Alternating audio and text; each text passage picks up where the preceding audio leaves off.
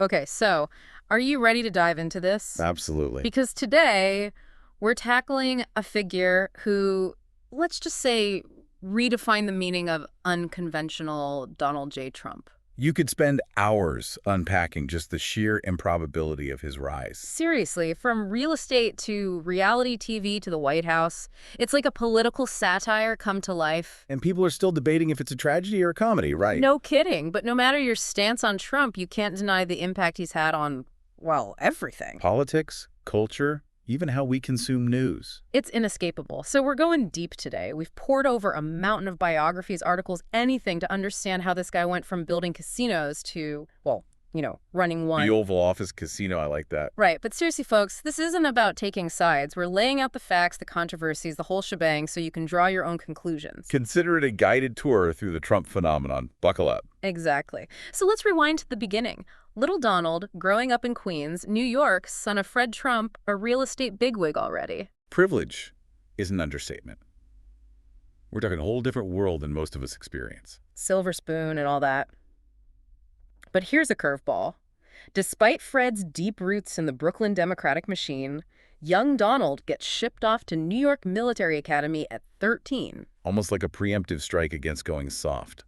The academy is known for discipline, hierarchy, that whole vibe. Yeah, forging a certain kind of steeliness, you could say, and maybe planting the seeds for how he'd run things later on. Always the commander. Interesting parallel. And then comes Vietnam. While other guys his age are getting drafted, Yeah. Trump manages to avoid serving altogether. First, college deferments, standard stuff. Then that infamous medical deferment for bone spurs. Bone spurs, you've got to be kidding me. Bone spurs. A convenient way out for a guy who wasn't exactly eager to see combat. And let's not forget the draft lottery, pure luck playing in his favor. The point is, while other less fortunate guys were shipped off to fight, Trump stayed home and built his empire. Building on the foundation his father laid, of course. Right. He learns the family business, cuts his teeth on those outer borough projects. But it's Manhattan where he really makes his mark. The big leagues. And naturally, some big league controversy follows. 1973. The Justice Department accuses Trump's company of straight-up racial discrimination in their housing rentals. Not a good look. We're talking systematically denying apartments to black tenants. They eventually settle without admitting guilt, but it raises those flags early on about how Trump operates and who benefits. A pattern we'll see repeated, unfortunately. Okay, so next up, Trump sets his sights on a new prize, the Grand Hyatt Hotel in Manhattan. And this is where his talent for deal-making really shines through. Or some might say his talent for bending the rules. It's a fine line, right? He somehow secures this massive tax abatement from the city. Hundreds of millions of dollars in today's money. An almost unheard of deal for a developer back then. And how did he swing it? Well, let's just say his father's political connections might have come in handy. Like father, like son. Those lessons in leveraging influence were clearly learned well. So the Grand Hyatt becomes this kind of blueprint for Trump's whole approach. See an opportunity, push the boundaries, use every tool at your disposal, especially connections, to come out on top. And this is just the beginning. From those Manhattan skyscrapers, his empire expands in some pretty wild directions. Talk about a wild ride. We're talking sports teams, books, even a foray into the glitzy world of reality TV. The Art of the Deal, ghostwritten or not, became a bestseller. He's everywhere all of a sudden, magazines, TV screens, even those supermarket checkout aisle tabloids, thanks to his very public personal life, might I add. Oh yeah, marriages to Ivana Zelnichkova, then Marla Maples, always front page news. But behind the glitz and glam, things weren't always as rosy as they seemed. In the early 90s, Trump's empire comes dangerously close to crumbling. This is a period people often gloss over, but it's crucial to understanding how he operates. We're talking casinos filing for bankruptcy. Nearly $1 billion in reported losses. Not just a financial hit, a blow to that carefully crafted image of invincibility. $1 billion. It's Yeah. almost unfathomable. Most people would be completely finished. Right. But Trump, he's got this almost preternatural ability to spin straw into gold, or at least gold leaf. So instead of retreating, he does what? He doubles down on the one thing he's got left. His name. Exactly. He pivots from building and owning to branding and licensing. Suddenly, everything's got the Trump name slapped on it. Stakes, ties, even a board game. Trump. I vaguely remember that one. A collector's item now, I'm sure. Probably. But you're right. He understood the power of the brand even back then. Even if the actual businesses were struggling, the name still meant something aspirational, opulent, over the top. The American dream, Trumpified. Exactly. And that brings us closer to his presidential aspirations, because let's be honest, that idea had been brewing for a while, right? Oh, absolutely. Remember that whole birther thing, questioning Obama's birthplace for years? Yeah. That wasn't just a random whim, It was calculated, even if it was based on, a complete falsehood. but it got him attention.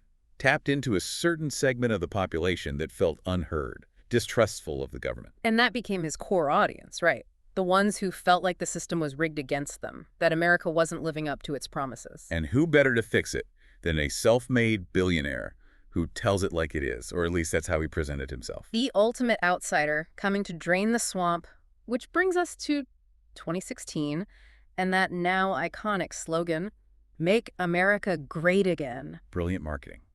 Simple, nostalgic, and it tapped into that deep-seated anxiety that things were slipping away. Jobs going overseas, the middle class shrinking, he promised to bring it all back. Build the wall, renegotiate trade deals, put America first. And he said what a lot of people were thinking, or at least what they were willing to hear. Of course, we can't forget the constant stream of controversies, the Access Hollywood tape, the feuds with celebrities, the outrageous tweets. It was like a reality show playing out on the world stage. And maybe that was part of the appeal for some. The drama, the unpredictability. He broke the mold of what a president was supposed to be. And somehow, against all odds, he won. The Electoral College had its say. And just like that, a man who never held elected office a day in his life was the leader of the free world. A seismic shift in American politics for sure. So he takes office, this political novice suddenly thrust onto the global stage. What were his big moves? Now, where do we even begin? The tax cuts, the Supreme Court appointments, the withdrawal from the Trans-Pacific Partnership trade deal, Don't forget that border wall. He made good on that promise, or at least tried to. and his immigration policies. The travel ban on citizens from several Muslim-majority countries. Yeah. Incredibly divisive, sparked protests and legal battles that are still ongoing. And then, of course, there was the Mueller investigation, looming over his entire first term like a dark cloud. The special counsel, Robert Mueller, spent almost 2 years investigating Russian interference in the 2016 election, looking into whether the Trump campaign had colluded with Russia. It was like something out of a spy thriller. And the country was glued to their screens, waiting for the outcome. But the Mueller report, when it finally dropped, didn't offer the clear-cut answers everyone was hoping for. Did it exonerate Trump? Not really. Did it definitively prove collusion? Not quite. It just raised more questions, fueled more division. And then, just when it seemed like things couldn't get any more chaotic, Trump gets impeached, Impeached over that phone call with the Ukrainian president. pressuring him to dig up dirt on Joe Biden, his potential rival in the 2020 election. Abuse of power, obstruction of Congress, those were the charges. The House impeached him, but the Senate acquitted him. It was a stark reminder of how divided the country had become. And then, of course, 2020 happened, the year that needs no introduction. The pandemic, the lockdowns, the economic turmoil. And Trump's response, well, let's just say it didn't exactly inspire confidence. Injecting disinfectant. Anyone. His handling of the pandemic, or mishandling, depending on your view, became a defining issue of the 2020 election, and it likely cost him the presidency. Yeah, the disinfectant thing. Definitely not his finest hour. But even after losing the election, he didn't just fade away. Oh, no, not Trump. He spent weeks pushing those baseless claims about election fraud, rallied his supporters with that whole stolen election narrative. And we all know how that ended. January 6th, the insurrection at the Capitol. A dark day in American history. Fueled by misinformation and anger. And Trump's rhetoric played a role in that. There's no denying it. It led to his second impeachment, the only president to be impeached twice. Acquitted again by the Senate, but the stain remained. So he's out of office. He's facing legal battles. It seems like his political career is over. And then what happens? He stays in the spotlight, of course. Rallies, endorsements, that whole social media empire he built. Banned from Twitter, starts his own platform. The man knows how to work a crowd, real or virtual. He's a master of controlling the narrative, bypassing the media, speaking directly to his base. Calling it fake news, claiming it's all a witch hunt. And his supporters believe him. It's a level of political theater we haven't seen before. And through it all, those legal woes continue to mount. Business dealings, election interference, hush money payments. You name it, there's probably an investigation into it. It's almost Shakespearean, a man running for president while fighting to stay out of prison. It's hard to overstate how unusual this is. So, as we try to make sense of all this, What are the big takeaways? What does Trump's story tell us about America today? That's the question, isn't it? Trump's rise exposed these deep fissures in American society: economic anxiety, cultural resentment, a distrust in institutions. He tapped into something real, even his solutions were often, shall we say, unorthodox. And he showed us the power of personality in the social media age, how someone can build a following, spread a message, and even challenge the very foundations of democracy, all without relying on traditional gatekeepers. It's a cautionary tale, that's for sure. So where do we go from here? Has Trump changed the rules of the game for good? That's something I hope our listeners will ponder.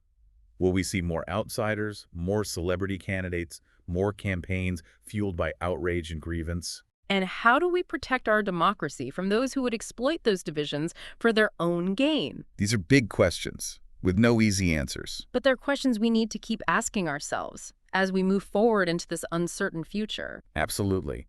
The Trump era may be ending, but its impact will be felt for years to come. Thanks for joining us for this deep dive. It's been, well, something else. You said it. Until next time, keep asking those tough questions, folks. And remember, stay curious.